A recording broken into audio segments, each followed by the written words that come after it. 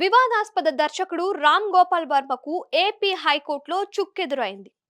RGV దాఖలు చేసిన ముందస్తు బెయిల్ పిటిషన్లపై విచారణను ఆంధ్రప్రదేశ్ హైకోర్టు రేపటికి వాయిదా వేసింది. దీంతో నవంబర్ 27న ఆర్జీవీ పిటిషన్లపై హైకోర్టులో విచారణ జరగనుంది.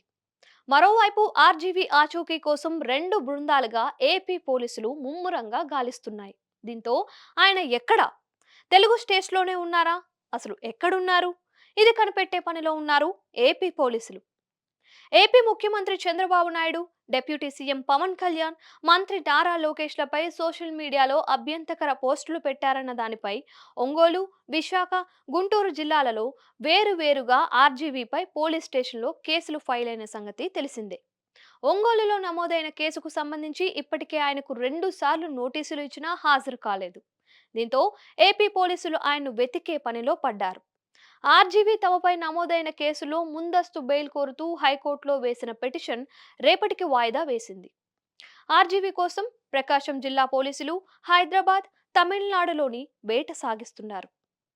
ఒంగోలు విచారణకు డుమ్మా కొట్టిన ఆయన ఈ నెల 23న కోయంబత్తూరులో షూటింగ్లో పాల్గొన్నట్లు ఫోటోలు, నటులతో దిగిన ఫోటోలను ఎక్స్లో వర్మ పోస్ట్ చేశారు. దీంతో పోలీసులు రామ్ గోపాల్ వర్మ కోసం కోయంబత్తూరు వెళ్లారు. ఇందుకు సంబంధించి హైదరాబాద్, తమిళనాడు పోలీసులతో ఎస్పీ దామోదర్ సంప్రదింపులు జరిపారు. ఇంత గందరగోళంగా ఉంటే ఆర్జీవీ మాత్రం అజ్ఞాతం వీడటం లేదు.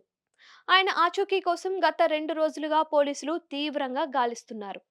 ఈ క్రమంలో జూబ్లీహిల్స్లోని ఆర్జీవీ నివాసం, శంషాబాద్లోని ఫామ్ హౌస్లోనూ ఏపీ పోలీసులు తనిఖీలు చేశారు.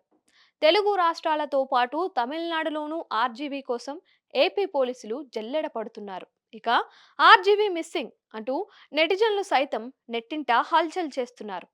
వర్మ అసలు ఎక్కడున్నారో